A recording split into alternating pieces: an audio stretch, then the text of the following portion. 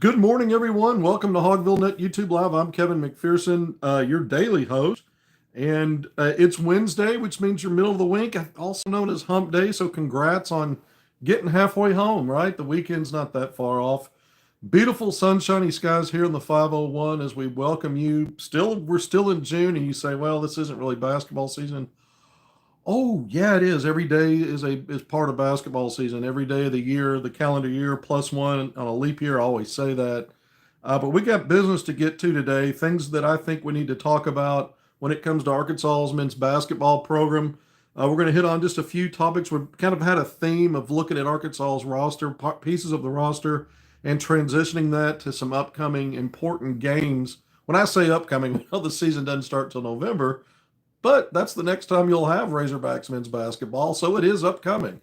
Nothing in between that other than practices and maybe more schedule news, and who knows what else could fall out of the sky in terms of a player ad for the current roster or not. But we're looking ahead, and so we're talking about players on the roster and how it translates, and you start looking at some of the matchups and some of the talking points. And I identified based on the schedule we know, and I think we know the most of it, the heart of it, because the headlining six non-conference opponents plus UCA gets you to seven. There's six more. Most of those will probably, if not all, be mid-major opponents. So we know how to kind of pick and choose what we look at on this upcoming season. What the top games might be are the most important games, the ones that have your attention.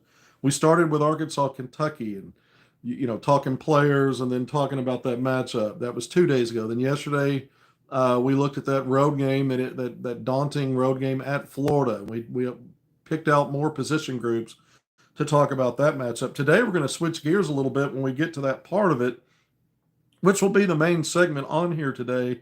When we go out of conference, we're going to look at two non-conference opponents, not just one, two.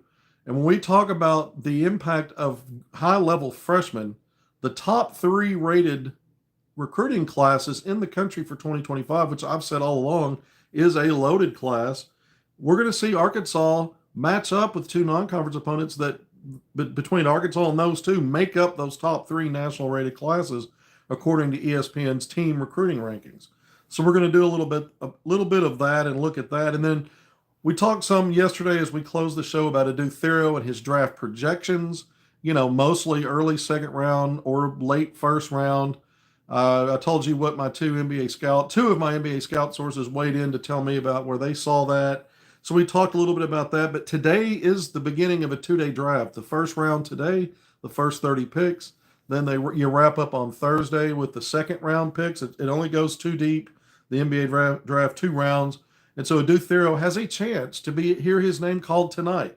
So we're going to talk a little bit more about it, kind of shift gears a little bit, not talk as much about his draft projections, but just historically, the University of Arkansas, Calipari, and then kind of look at this draft a little bit, not real deep, but just kind of correlate it to what we've already talked about, because this is a freshman heavy conversation when we look at some other things, talking about U of A playing Duke and Houston in non-conference games. But I wanted to open up with a couple of things. Kind of my starter today is the photo that Calipari tweeted last night from Herman's Restaurant in Fayetteville, pictured alongside embracing the GOAT, the University of Arkansas men's Razorback basketball coaching GOAT, arguably the greatest coach in school history in any sport. He's in that discussion. Nolan Richardson. We know that Cal has embraced Nolan in the program. You paid attention throughout his first season as head hog, and he had Nolan in the basketball practice facility giving pep talks to the team, motivational speeches, words of wisdom throughout the season, and even at tournament time. And then you know that Nolan does what he does. There's a set amount of games because he is a Fayetteville resident that he attends during the season, and so he's spotted in Bud Walton Arena and announced when he's in there. And of course, I covered the games there and have been in the house when Nolan's been there. And I can tell you, when you hear his name in that arena, there's a different energy level, no matter who the opponent is, when his name's called out. Well, you expect that. One national championship, two national title game appearances. That's never happened before or since Nolan Richardson. And then he had a total of 3 Final Fours in his glorious run, more additional Elite Eight runs and Sweet 16s and things of that nature. But at one point, Arkansas was arguably, if not the best college basketball program in the whole landscape of Division One for 2 or 3 seasons there. They were right there in the conversation, top 2 or 3. And that's all thanks to Nolan Richardson. But to see Calipari embrace that past, and we know these two met when Calipari was a young coach. We talked about that 94-95 non-conference schedule, ironically, a lot lately. And Arkansas opened up in Springfield, Massachusetts for the Tip-Off Classic. #1 and defending national champion Arkansas against third-ranked UMass, and Calipari and UMass took Arkansas and Nolan behind the woodshed. It was a brutal schedule. Arkansas goes 32-7, gets back to the title game. We know the history. But to see these two embrace in the what looks to me like real affection from one coach to another, two greats. We know Calipari's a Hall of Fame coach. We can't call him the GOAT at Arkansas. That's Nolan, but we can certainly say that he's the GOAT when you look at the landscape of recruiting over the decades that he's been a coach and the players he gets to the next level. All of it ties into everything we're going to talk about today. So it's really interesting and kind of almost ironic to see them together on talking points that I was going to get into today, talking about freshmen and how you scheduled, and now you're looking at a draft that starts tonight. I'll never forget when Nolan had three of his players go in the first round. That's that was a one-off at Arkansas. Todd Daly, Mayberry, and Oliver Miller back in the 1992 draft. So Calipari is a coach who's done things like that at Kentucky and other places. And now we'll see with the Duke Theo, he's got a shot to have and continue his streak to get draft picks. And so we'll get into all that later. But just the idea and looking at Nolan and Cal in that photo, and because we've been talking so much about schedule lately, and I keep comparing it to 94-95 and that gauntlet, going back to that, and it just clicked when I was looking at that picture. I'm like, we mentioned that Arkansas got back to the title game, and that run in the NCAA tournament added to what was already just a murderer's row of non-conference and league games. It was a good league back then. The SEC, not as good now, but when you added it all up and get back to the championship game, that's obviously a Final Four run. What I haven't said is making comparisons, because we don't know what this team's going to do. That's the last team Arkansas had that went to a Final Four, 94-95. They've had Elite Eight runs since then, the Sweet 16 runs, but no Final Fours. And so I thinking about how tough that schedule was, and I start thinking the way Calipari has worked this non-conference schedule, knowing what the SEC is and knowing what a gauntlet as the best league in the country now, and had the best league ever of all time last year.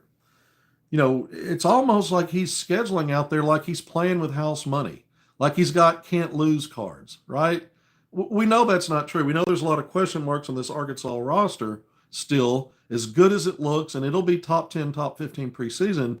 There's this air about Calipari. Now, he's always scheduled difficult non-conference schedule, play really strong opponents as part of his brand name and the Kentucky Blue Blood brand name, but he's scheduling like that at Arkansas. Well, it may just be part of the, it's not performative. He's not doing anything that doesn't make sense for him.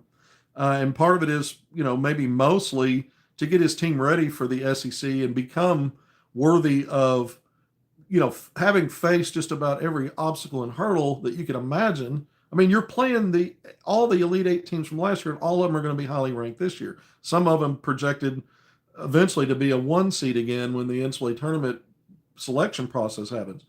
But he's also scheduling with confidence. And I've been saying that lately. Like, he believes in this team. He likes what he has, and he sees that, hey, we can handle, a lot of these situations and win our share of them and put ourselves in a great position. Ironically, Joe Lunardi, who's kind of spacing out his drops of his ESPN bracketology, projecting the field and seedings and all that, he came out with another update yesterday.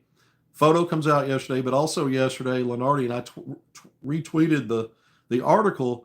Lunardi has Arkansas slipped him down from a 4 seed, which he's had him the last time he did a projection, back to a 5. So he's kind of been going back and forth 5 and 4. So he's actually dropped him in his eyes, but I feel like the way this is lining up, not just because I'm getting sentimental looking at a photo with Cal and Nolan. But just the way that he's scheduled, the way that this roster and the retention and the talent that he brought in the 5-star guards and the frontline guys that he got out of the portal. And he's back filling the roster with, we're going to talk a little bit more about this freshman part of it, to a point where I'm like, okay, does he think, does he see a final weekend team here? He can't come out and talk about that. There's a lot he doesn't know yet about his own team. But he's, again, some of the bravado in the scheduling, it's kind of like he feels like he's onto something here. And it makes you go there when you see him pictured with Nolan, because he's the last guy to go there when we talk Final Four and the final weekend of the NCAA tournament. And it's just crazy how rich the history is in the school. And then you bring a guy like Calipari in to run your program. And yeah, we're talking about it still at times like it just happened. It's been a year. It's been a full season. We saw evidence that to suggest he's washed up as a coach.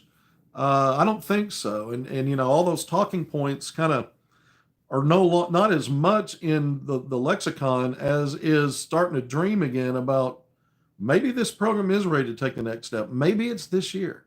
And you see Cal and Nolan hugging and holding hands in a photo, and it just throws you right in there. And you're like, okay, maybe there's something magic going on in the continued embracing of Nolan and making sure he's, we see him with the team, with Cal, all as much as possible. That maybe the stars are about to line. Maybe not. Hey, but I get to talk like this. It's only June, right? I mean, I can talk like this now. We'll see what happens with all those things that become really serious the closer you get to a season. Last year it was injuries, attrition, and we didn't think they went deep enough. And now that, they've gone from an easily to identify top 9 rotation down to a top 8 as it stands right now. So could throw in more question marks. We've talked about some of the specific things that maybe have or haven't been addressed when we look ahead. All right. So I thought seeing Nolan, seeing Cal embracing the GOAT as someone who's in his own way a GOAT in college basketball only adds to the luster and maybe the promise of where your program's headed. When we look ahead again, kind of tying some of the roster pieces to the future schedule that's upcoming, we've again done that the last couple of days, and we looked in the league, Kentucky and Florida matchups. Now outside the league, if you just look at John Rothstein's top 45, because he updates it daily, we don't have an AP or coaches poll to look at yet, and we won't for a while. But just using the rankings to base some of this stuff off of, you've got Houston preseason ranked number 2. Arkansas will play the Cougars in Brooklyn at the Barclays Center in New York City, December 20th. That's a Saturday, so kind of toward the end of your non-con schedule. And then the Hogs are playing Duke on Thanksgiving Day. We knew about that non-conference game before the other ones as it came out publicly. That's November 27th, obviously a Thursday if it's Thanksgiving Day. And Duke, according to Rothstein's, ranked 9th. So 2 top 10 opponents there when you look at Rothstein's rankings, and they're the 2 highest ranked of Arkansas's what looks like a brutal 6 high major program, part of your overall 13-game non-conference schedule. We know the other ones, and some of those will be ranked top 15, certainly top 20. But just focusing on Duke and Houston, 2 things that stand out to me immediately. I say 2 things. One thing that stands out immediately about those 2 teams, and then you throw Arkansas in the mix because they're going to be playing, are the diaper dandies, the freshman classes. We've talked so much about how brutal the schedule is and how Arkansas is playing all the Final Four teams. And then we learned of the Texas Tech game. And now they're playing all the Elite 8 teams from last year, this coming season. And throwing Kentucky and Ole Miss, it's 10 of the top of the Sweet 16 teams. And most, if not all of these teams will be ranked and ranked highly into this year. We've said all that. But let's look at some different rankings. How about high school recruiting class rankings? That's always been important. Yeah, the transfer portal's kind of moved up in terms of how relative it is to building a roster and importance and getting those veteran elements, those grown men. Calipari's embracing that. He's embracing his own retention, those kind of things, but he's never letting go of the high school recruiting. He reminds us of that when he talks about recruiting, and we know it, and we know the track record. And all of it evolves into what we see in the NBA draft, which we're going to wrap up with. So it all comes together. I say it all the time, past, present, future, matters in your program build and your recruiting is a big part of that. Whether you're retaining guys, getting older guys, or getting these new young faces. But Duke and Houston, Duke's been a program previously under Coach K, Mike Krzyzewski, now under Shire. And he's done a great job recruiting. Obviously, tonight's NBA first round of the draft is going to prove that out in the lottery with at least probably 3 guys going in the lottery and maybe 3 in the top 10 coming out of Duke. But when you look at these classes, ESPN has Duke's high school class ranked number 1 in the country. It makes all the sense in the world. I think it's pretty clear they probably do. Houston's second. I have no argument with that. Arkansas's third. So 1, 2, 3. So when we think about these matchups, yeah, they're going to be veteran players. We know Arkansas's roster is mostly retention and veteran guys. But you've got plenty of good freshmen in there. Duke and Houston, they may even feature their freshmen more in terms of what their roles and impact will be percentage-wise over their top rotation. We'll see how it plays out. But there's a ton of 5-stars. And look, Arkansas is going to match up with other 5-star players on their schedule in non-conference, even before they get the SEC play.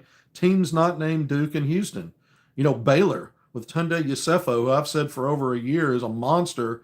And if a 5-star could be undervalued, it was him because he was kind of ranked in the 15 to 20 range. I think he's a top 10 rated, should be a top 10 rated guy, maybe top 5. But he's coming into Bud Walton Arena or coming to the state of Arkansas when the Hogs play Baylor in state. Louisville in Fayetteville for the ACC SEC Challenge. Mikael Brown Jr. And some think he's the top point guard in the country coming out of high school ranks. Most think it's Darius Acuff Jr., and I believe that's the case as well. But we're going to find out some head-to-head stuff when Louisville comes to Fayetteville, assuming everybody's healthy. I've got a wood table here that the tripod sits on, so I'll knock on that, hoping everybody's healthy.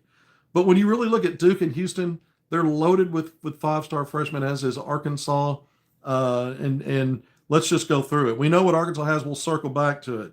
But Duke, the Boozer twins, Cam Boozer, top 3 rated player, regardless of service. At one point, the number 1 rated player, 6'9" forward center, who I think is going to be excellent day one. I think he's a no doubt lottery pick in the next draft.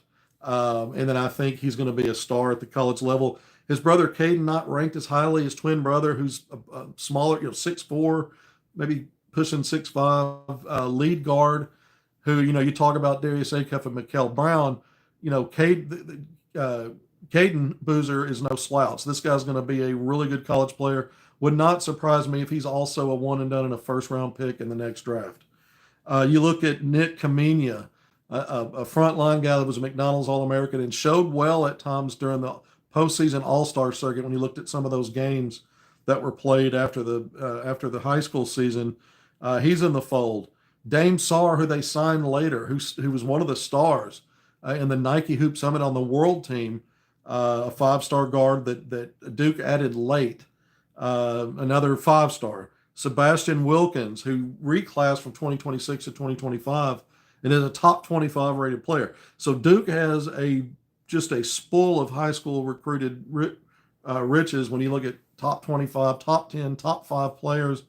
It's really quite impressive when you look at what they're going to bring into that game. Now, again, they've got some returnees and some transfer guys, but we're talking today about some of the diaper dandy matchups because it's not as much of a talking point overall as it was forever because of the portal. But at the same time, they're still very important. We talk a little bit later about a Duke theory on this draft in this first round, especially. It'll make more sense again why we should never take our eyes off of it and why it's a focal point today. Houston, Kelvin Sampson has done, a couple of Final Fours, an Elite Eight. You look at the last handful of years, Houston's not only the top of the Big 12 up there with Kansas and superseding, but now arguably the top, among the top 2 or 3 programs in all of college basketball. And he does it a little differently. He hasn't just loaded up on a ton of 5-star guys. Well, he has in this class. It reminds me of back in that 2022 class when Arkansas brought in 3 5-star one-and-done guys that went, that left school after that Sweet 16 run in their freshman season. 1 went in the lottery, 2 went first round total, and then another player, Jordan Walsh, going in the second round. Of course, Anthony Black, the lottery, Nick Smith Jr., late in the first round. But you had 3 Hogs go in that draft, 3 5-star one and dones in this Houston class. In terms of those 3 5-star incoming guys, I don't know if they'll all be one and dones and go in the draft. Probably a couple will. But Chris Sinak Jr., who Arkansas recruited, 6'11", very versatile forward center, who's going to be an outstanding player at the next levels. Isaiah Harwell, similar to Yosefo, in my opinion, at Baylor. I think he's been slept on. I think he's a little undervalued as a prospect.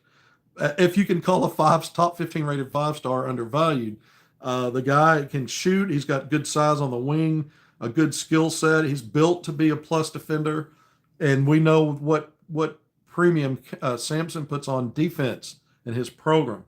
Sinak's got a lot of versatility as well. If they get these guys on board and acclimated early on the defensive end, look out, because they're very, very talented. And then Kingston Flemings, another outstanding point guard. Some thought last year he was the best true facilitating lead guard in the country in a loaded 2025 class. That's the other thing. We talked so much about that. It bears worth repeating because of the schedule Arkansas is putting together and how they're playing a gauntlet of the top freshmen from a loaded class in this upcoming schedule. But Kingston Flemings in the backcourt, a guard out of the San Antonio area, Arkansas actually recruited him for a while. He had Arkansas on his final 5-team list. Never took a visit. He planned to, and then he didn't. And it was Houston's apparently all the way. But when you just look at those 3 5-star players, it's an impressive group. Duke's is impressive, but you understand why those 2 teams are ranked 1, 2. Arkansas, not as many 5-stars, but it's not in Arkansas's case, the way the roster was constructed. I don't think that's an issue. And certainly we'll see who's on the court and who has major roles for all of these teams by the time they meet. But remember, they're playing in early. When I say early, it's not early in your non-conference schedule, but early relative to you get into your 18-game league slate. And then obviously postseason, when you look back on it, it'll be the first third of your season. And so some of these games, like Houston, again, Duke at the end of November and Houston at the end of December, we'll see where all of these freshmen are that soon in their careers, who acclimated quickly, who's maybe not caught up. So all those things will play out, especially when you talk freshmen. You never know, but their odds are greatly increased on their impact and role when they're 5-stars, because they put a good chunk of NIL money towards getting these players, and it's kind of like a high draft pick. Those guys tend to see the court more, and you stick with them even when they struggle because you put a lot into them, and the fans expect to see them. So there's some similarities there in terms of what to expect. But obviously, Darius Acup Jr., I think he's the best point guard coming out of the high school ranks. I think he's more. He's a scoring lead guard, but I think he's more than just a best at a position group. I think he's one of the top players overall. Regardless of position, I think he projects. If things go like I can envision for him, not a wild reach, be an all-league kind of guy. Maybe be your leading scorer. Maybe, that kind of thing on an Arkansas team that's projected highly coming into the season. Malik Thomas, we'll see. I think, again, top 10, top 15 rated 2-guard, 6'4", at the overtime elite, high school level. That's not typical high school basketball, by the way. We know that. But last year, a high volume, took nearly 8.5 threes per game, knocking them down at a 38% clip. We'll see what translates. But he's more than a 3-point shooter. He's got attributes that as soon as he's caught up to speed on the college game and learns the nuances of communicating on defense, being in the right positions, and learning what's expected, he's got a chance to be a plus contributor on both sides of the basketball. Just how soon will that be? When you look at the rest of Arkansas's freshman class, this recent addition of Paulo Semedo gives Arkansas technically a third top 50 rated guy. When you look at both ESPN and On3 Sports high school recruiting rankings for players, top 50 in both, 7'1", 7'5" wingspan, 225 pounds, class of 2025. He never really reclassed. He was an unsigned senior playing some spring basketball on the shoe circuit, the Puma circuit, but he was always class of 2025. And when you do that, the idea is, well, I might reclass to 2026. Technically that never happened. He stayed in 2025 and ended up with Arkansas. But I think, and what I find interesting here about him is we don't have a projected rotation role for him. I mentioned Arkansas looks clearly like a top 8 players in the top 2 rotation. We've said that over and over again. Darius Acuff and Malik Thomas, we talked about a little bit yesterday, along with DJ Wagner. Obviously, your top 3 with DJ in your backcourt, 1 and 2 positions. So, that's something to keep in mind when we're thinking about, okay, they're going to be part of Arkansas's plans. The same way that Boogie Flan, Carter Knox, and Billy Richmond were last year, at least those 2 will be coming into it. But a guy like Paulo Samito, Isaiah Seeley, ranked inside the top 70 in ESPN's high school individual prospect rankings in this same class. So it's a loaded class, but the same with Seeley, not necessarily obviously projected in that top 8. And I've said this before, I see Seeley 9, maybe Samito 10th. If you were looking outside that top 8 of the next guys that would have some kind of a role, could you fully project a minutes allocation for them? Somewhere between 8 to 12, maybe even as many as 15 minutes potentially for a guy like Seeley. Maybe something similar, because you don't have depth at your 4 spot behind Trevor Brazile, and you don't really have a guy that slots as a 4 kind of naturally. I know he's 7'1", but he's got some face-up skill and some soft skill. He can maybe be a bit of a stretch 4, and Paulo Samito. So we'll see how much those guys impact and influence what Arkansas is doing, especially in this non-conference portion of the season where it's still kind of early in the year and you're feeling things out. I think against some of the mid-major opponents, we might see guys like Seeley and Samito, and even some of the other guys like Elmir Javich, and even maybe Kareem Artal, and we'll see them maybe get some opportunities there. Well, who knows how Calipari has it envisioned. But these are more playable back-end guys than what you had last year, which was effectively 6 walk-ons. Some of these guys bring more than that. Certainly Seeley and maybe Samito do. Remember, I had a segment where I focused on what Calipari told one of my sources, and it got back to me that Isaiah Seeley can do things I can't coach. I've told you all along, covering this guy personally and being it throughout his career, he's not just a 3. He can play the 1, 2, or 3. He is versatile, and he's got the height and size to give you all kinds of looks in this roster. Is this freshman conversation, when you play these games, though, are guys like Seeley and Samito factoring in? Are they plugged in? Those are going to be bigger and higher level games. They're not maybe, bye wins at home where you might see more minutes from guys like that. These are games that you're trying to get those quad 1 wins and build your resume. Do you stick more to your top 8 rotation? Probably.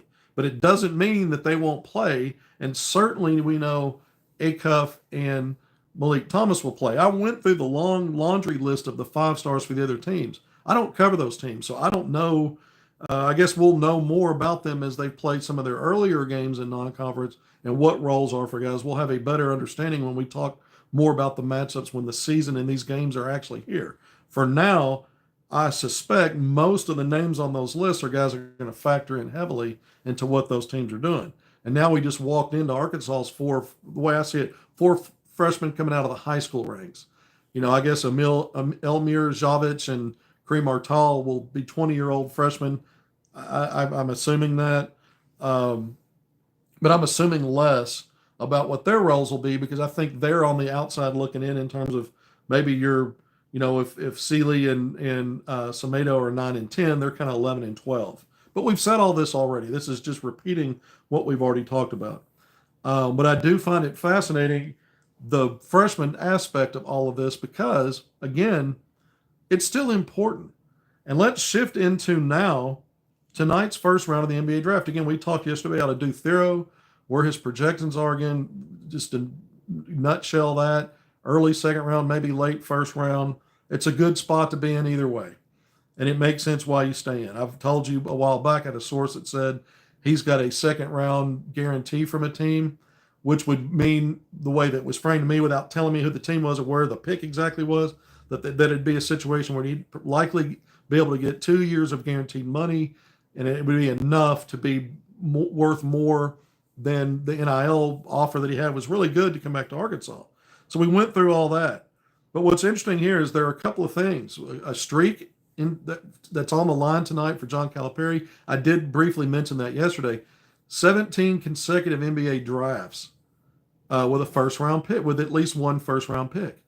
Now he was at Kentucky for 15 years, and then so that takes him back to his final two drafts at Memphis when he was a head coach at Memphis. So now it's year one at Arkansas, and he's only got obviously Nelly Davis and Jonas Adu are eligible to be drafted, but they're not going to be drafted probably. I don't see a path for them to even go in the second round, so they're certainly not in the conversation for first round. But Thero is, so we'll see if that streak stays intact. Arkansas all time, just to get, as good as Arkansas's program is, and there's nothing wrong with having 15 first round draft picks all time, but Arkansas has two fewer than John Calipari has just in the last 17 drafts.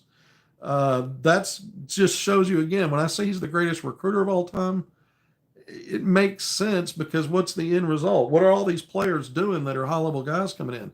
They're trying to get to the NBA and get there on a fast track, and he's a guy that delivers. He delivers. If it's a conveyor belt and an assembly line, he's the employee of the month every month forever. It's just that way. But okay, so tonight, those are some things at stake. Arkansas can add its 16th first round draft pick if he's selected tonight to do Thero all time. Calipari can keep the streak intact.